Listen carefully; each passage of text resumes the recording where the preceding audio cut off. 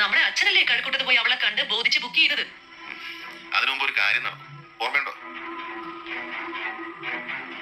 അച്ഛനെ കാണാൻ കഴക്കൂട്ടത്തുനിന്ന് ഒരു സ്ത്രീ ഇവിടെ വന്നിരുന്നു. ആ, അവളുടെ ബ്രിജിറ്റാമ്മ വന്ന് അച്ഛനെ കണ്ടിട്ട് പോയതല്ലേ? അതിന്റെ പുറകിൽ ഒരു നാടകം നടന്നിട്ടുണ്ട്. കർട്ടന്റെ പുറകിൽ. അതെന്നതാ? ബാലേന്ദ്രനാണ് ആ സ്ത്രീ അച്ഛനടുത്തോട്ട് പറഞ്ഞു വിട്ടത്. ബാലേന്ദ്രൻ അവരെ അറിയത്തില്ലായിരുന്നല്ലോ. ആദ്യമായിട്ട് കഴക്കൂട്ടത്ത് പോയത് പോലും മനുവിന്റെ കൂടെ അല്ലായിരുന്നോ? അവിടെയാണ് നിനക്ക് തെറ്റിയത്. ലോകോത്തര കള്ളനാ ബാലേന്ദ്രൻ.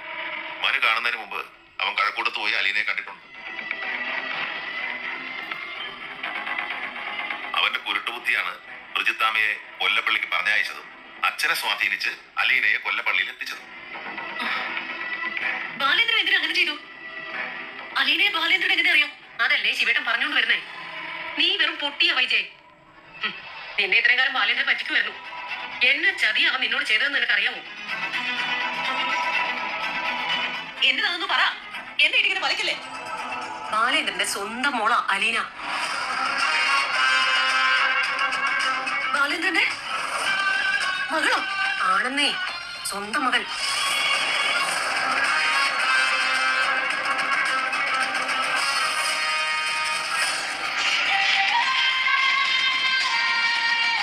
നിന്നെ ചതിക്കുമായിരുന്നടി ബാലേന്ദ്രൻ. അവനെ ബാലേന്ദ്രനല്ല, ചതിയേന്ദ്രനാ. കമല പറഞ്ഞത് സത്യം. ബാലേന്ദ്രൻ നിന്നെ കല്യാണം കഴിക്കുന്നതിന് മുമ്പുണ്ടായ മകളാ അലീന. അയാൾ അബുദാബിയിൽ ജോലി ചെയ്തിരുന്ന കാലത്ത് മറീന എന്ന പേരുള്ള ഒരു വിധവയുമായിട്ട് മോശമായൊരു ബന്ധമുണ്ടായിരുന്നു. കൊല്ലം തങ്കശ്ശേരിക്കാരി ഒരു ആംഗ്ലോ ഇന്ത്യൻ. അവളാണ് അലീനയുടെ തള്ള. എന്നെ ചതിക്കായിരുന്നല്ലേ? അവളില്ലേ ഇപ്പൊ അഭിഷാജ്? അവളെ തള്ള അവര് ചത്തുപോയി. അതുകൊണ്ടല്ലേ ബാലേന്ദ്രൻ ഏറ്റെടുത്തു. അവന്റെ വക്രബുദ്ധി നീ ഒന്ന് ആലോചിച്ച് നോക്കി. നേരിട്ട് അവളെ കടപ്പാട്ടൂരോട്ട് വിളിച്ചുകൊണ്ട് വരാൻ പറ്റത്തില്ലല്ലോ. അതിനവൻ വളഞ്ഞ വഴി കൂടെ അമ്മയെ ശുശ്രൂഷിക്കാനാണെന്നും പറഞ്ഞുകൊണ്ട് ആദ്യം അലീനയെ ഈ വീട്ടിൽ കൊണ്ടുപോയി. പിന്നീട് ഇവിടുന്ന് അവന്റെ വീട്ടിലോട്ട് കൊണ്ടുപോയി. എങ്ങനെയുണ്ട് അവന്റെ കാഞ്ഞ ബുദ്ധി? വെറുതെ അല്ല ശിവേട്ട. എനിക്ക് അവളെ ആദ്യം കണ്ടപ്പോഴേ തോന്നി ഒരു ലക്ഷണപ്പശകൻ, ഒരു നെഗറ്റീവ് വൈബ്. ഇവിടെ ശരിയല്ലല്ലോ ശരിയല്ലല്ലോ എന്ന്. എന്നാലും ഞാൻ ഇത്രയും വിചാരിച്ചില്ല ശിവേട്ട, ബാലേന്ദ്രൻ എന്നോട് ഇങ്ങനെ ഒരു ചതി ചെയ്തിട്ടുണ്ടെന്ന്. നീ തോറ്റുപോയി വൈജയ്. ഇനി രക്ഷയില്ല. എനിക്കിനി ജീവിക്കണമെന്ന് പോലും ഇല്ല ശിവേട്ട. ഞാൻ എന്തിനാ ഇങ്ങനെ ഒരു ജീവശവം പോലെ ആർക്കും വേണ്ടാതെ ഇങ്ങനെ ജീവിക്കുന്നതിനേക്കാൾ നേരം ചത്തേക്കുന്നതാ.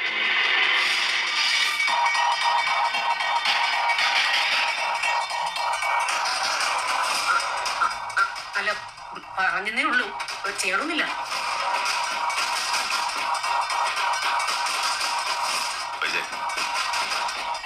ഇനി നീ അവന്റെ അടുത്ത് കുസ്തിക്ക് നിൽക്കണം. മക്കളെ മാത്രം ഓർത്താൽ മതി. അവരോട്ടേക്ക്. ശരിയാ. ഇനിയിപ്പോ കടപ്പാട്ടൊരു മഹാറാണി അവളായിരിക്കും. അധികാര അവകാശം എല്ലാം ഇപ്പൊ തന്നെ കൊടുത്തു കഴിഞ്ഞല്ലോ. ഇനി അവള് ഭരിക്കും നിന്റെ മക്കളെ.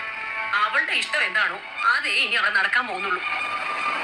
ബാലേന്ദ്രന്റെ സ്വത്ത് മുഴുവൻ അവള് പതിയെ പതിയെ അടിച്ചു മാറ്റും.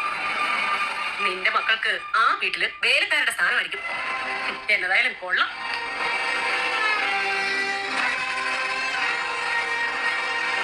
ഇല്ല ചേട്ടാ, ഞാനങ്ങനെ തോറ്റു കൊടുക്കത്തില്ല. കൊല്ലും ഞാൻ അവളെ. ഒന്നുകിൽ അവള്, അല്ലെങ്കിൽ ഞാൻ. രണ്ടിൽ ഒരാള് മാത്രം മതി ഈ ഭൂമിക്ക് മേലെ. ഇനി എനിക്കൊന്നും നോക്കാനില്ല. നീ അബദ്ധമൊന്നും കാണിച്ചേക്കരുത്. നല്ലപോലെ ആലോചിച്ച് ബുദ്ധിപൂർവ്വം തീരുമാനമെടുക്കും. എന്ത് ചെയ്താലും അതിനു മുമ്പ് നിന്റെ മക്കളെ കൂടി ഓർക്കണം. അവർക്ക് നീയല്ലാതെ വേറെ ആരുമില്ല. കൊല്ലുമെന്ന് പറയാനും ചിലപ്പോൾ കൊല്ലാനും എളുപ്പം കഴിയും. പക്ഷെ അതിനുശേഷം പോലീസ്, കേസ്, കോടതി, ജയില്, പല തരത്തിലുള്ള അപമാനം എല്ലാം ഉണ്ടെന്നുള്ളൊരു ഓർമ്മ വേണം. പിന്നെ ഞാൻ എന്ത് ചെയ്യണം? ആത്മഹത്യ ചെയ്യണം? മക്കളെ മറന്നിട്ട് ഒന്നും ചെയ്യരുത്. അതേ എനിക്ക് പറയാം.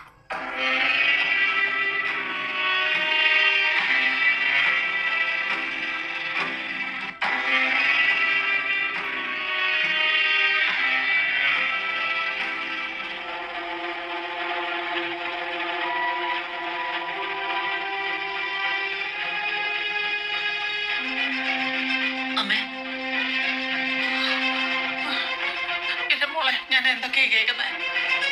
എനിക്ക് ഓർത്തിട്ട് സഹിക്കാൻ പറ്റുന്നില്ലല്ലോ. എന്റെ കുഞ്ഞെ, നിനക്ക് ഇങ്ങനെ ഒരു ഗതി വന്നല്ലോ. ഞാൻ അന്നേ അമ്മയോട് പറഞ്ഞതല്ലേ അവള് ശരിയല്ലാന്ന്. അന്ന് എന്റെ വാക്ക് കേൾക്കാൻ ആരും ഉണ്ടായില്ല. എന്നാലും അവൻ ഇത്രയും വലിയ ചതി നിന്നോട് ചെയ്യുമെന്ന് ഞാൻ ഓർത്തില്ലല്ലോ കുഞ്ഞെ. ഈ കല്യാണം വേണ്ട വേണ്ടെന്ന് ഞാൻ പറഞ്ഞിട്ട് നീ ഇനി എന്നെ ചെയ്യും വയ്യേ? ഇനി അവളെ ആ വീട്ടിൽ നിന്ന് പുറത്തിറക്കാൻ പറ്റത്തില്ല അല്ലേ? ശിവേട്ടന് അറിയത്തില്ല എന്നാ ചെയ്യേണ്ടെന്ന്. രാജുവേട്ടനും അറിയത്തില്ല, ആർക്കും അറിയത്തില്ല. ഞാനിനി എന്നാ ചെയ്യണ്ടേ? ആ ചതിയുടെ കൂടെ ഇനി എങ്ങനെ ജീവിക്കും കുഞ്ഞെ? ഇനി നമുക്കൊന്നും പേടിക്കാനില്ലല്ലോ. ഇനി ആ വീട് അവളുടെ വീടാ അല്ലേ? അതെടുത്തിട്ട് എനിക്ക് അവളെ കൊല്ലാൻ തോന്നുമോ? മോളെ, എന്റെ മോളെ, നീ എങ്ങനെയെങ്കിലും പിടിച്ചു നിൽക്കാൻ നോക്ക്. വേറൊന്നും ഈ അമ്മയ്ക്ക് പറയാനില്ല. ഞാൻ പൊയ്ക്കോട്ടെ അമ്മ.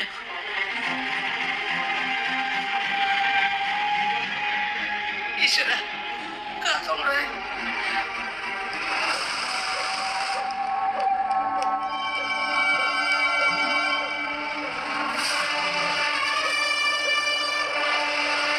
ഇനി ഞാനൊരു ഇഞ്ച് പുറകോട്ടില്ല ശിവേട്ടാ. കാര്യങ്ങൾ ഇത്രയായ സ്ഥിതിക്ക് ഇനി എനിക്കൊന്നും നോക്കാനില്ല. നീ എടുത്ത് ഒന്നും ചെയ്യരുത്, മനസ്സിലായോ? കാര്യങ്ങളെല്ലാം മനസ്സിലായല്ലോ. ഇനി എന്നാ നോക്കാനാ എനിക്ക്? അയാളോട് നേരിട്ട് സംസാരിക്കേ. അതിന് തന്നെയാ പോകുന്നത്. ഞാൻ ബാലേന്ദ്രന്റെ ഭാര്യയായിട്ടിരിക്കണമെന്നല്ല, ബാലേന്ദ്രൻ എന്റെ ഭർത്താവായിട്ടിരിക്കണമെന്നേ ഞാൻ തന്നെ തീരുമാനിക്കും. എല്ലാം നല്ലതുപോലെ ആലോചിച്ച് മാത്രമേ ചെയ്യാവൂ. ശിവേട്ടാ ഓട്ടെ, അവനെടുത്തി.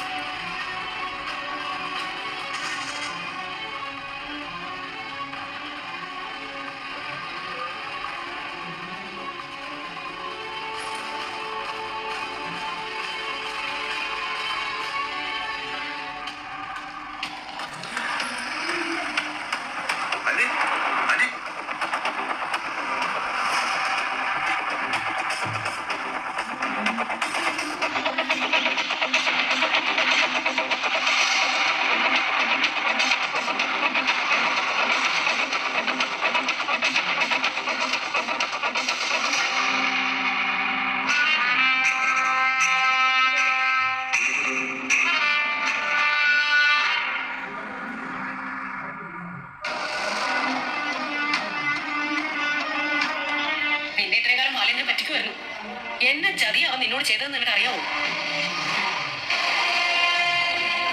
ബാലേന്ദ്രൻ നിന്നെ കല്യാണം കഴിക്കുന്നതിന് മുമ്പുണ്ടായ മകളാ അലീന.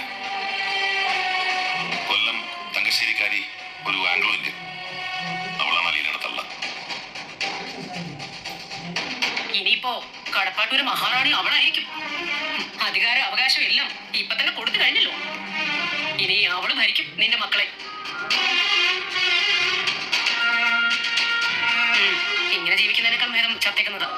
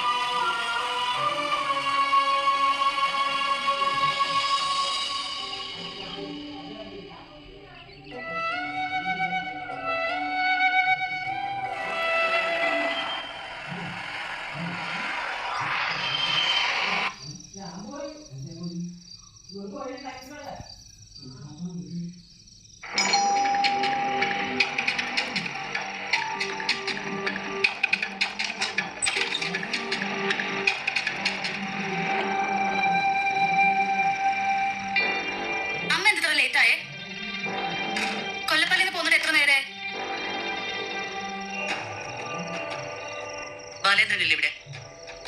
അച്ഛൻ കുറച്ചു മുന്നേ പുറത്തോട്ട് പോയി. എവിടെ പോയി? അത് പറഞ്ഞില്ല. ഒറ്റയ്ക്കാണോ അതോ അവളുണ്ടോ കൂടെ? ഒറ്റയ്ക്ക് അച്ഛൻ പോയത്. അവിടെ എവിടെ? റൂമിൽ കാണും. അമ്മ എന്താ വല്ലാതിരിക്കുന്നേ?